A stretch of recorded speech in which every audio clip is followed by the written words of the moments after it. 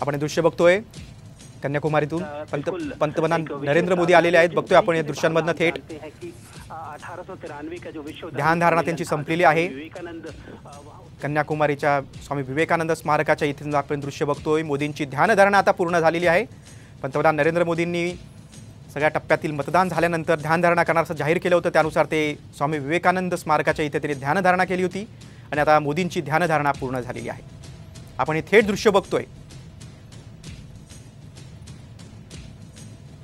स्वामी विवेकानंद स्मारकाच्या इथून पंतप्रधान नरेंद्र मोदींनी जाहीर केल्याप्रमाणे त्यांची ध्यानधारणा आता पूर्ण झालेली आहे। लोकसभा निवडणुकीच्या प्रचारानंतर आणि मतदानानंतर पंतप्रधान नरेंद्र मोदी दक्षिणेत आले होते। त्यांनी तिथं ध्यानधारणा केली आणि त्यांची ध्यानधारणा आता पूर्ण झालेली आहे। आपण हे दृश्य बघतोय, ते सगळ्या परिसरात फेरफटका मारतानाचे दृश्य पाहतोय। पंतप्रधान नरेंद्र मोदींच्या या ध्यानधारणेकडे देखील संपूर्ण देशाचं लक्ष होतं। 18व्या लोकसभा निवडणुकीचा प्रचार संपला, नंतर मतदान झालं आणि त्यानंतर पंतप्रधान नरेंद्र मोदी भारताच्या दक्षिण भागात आले।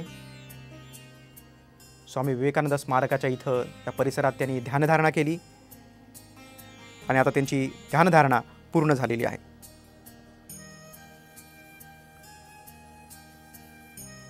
आपण हे थेट दृश्य बघतोय।